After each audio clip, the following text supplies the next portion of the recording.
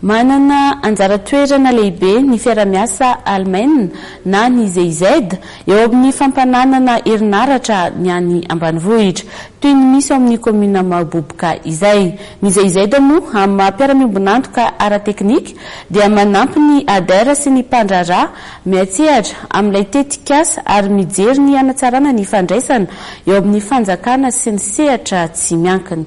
Ny andinidiny nanomboka tany amin'ny resaka étude dia vaniditra ny GIZ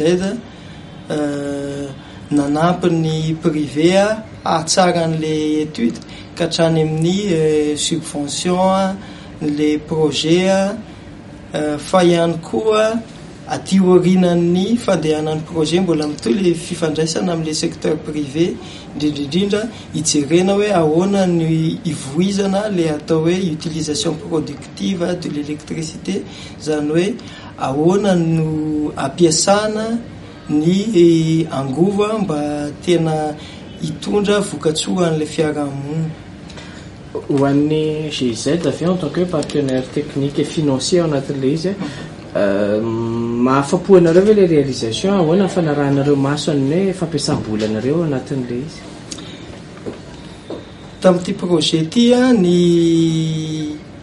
fampiasan'ny GIZ amin'ny vola dia amin'ny plutôt en nature, zany hoe fitaovana noho ny vidin'ny GIZ fa tsy nisy transferana vola zany tao anatin'le projet. Fa na izany na tsy zany aza ny GIZ dia mijery foana ihany hoe ahoana ny mécanisme de financement ahatsara kokoa ny eo amin'ny secteur ny électricité. Tamin'ity mantsy arak'ilay niteneniko teo aloha somary pilote ihany izy ity eo amin'ny niveau PPP, fa ny tena tanjona zany dia hoe indépendant tsara ny PPP eto amintsika, tsy dia isin'ny bailleur zany manampy fa eo amin'ny public sy ny privé ihany ny miara-miasa. Dia izay ny tena tanjon'ny GIZ tamin'ity indray mitoraka.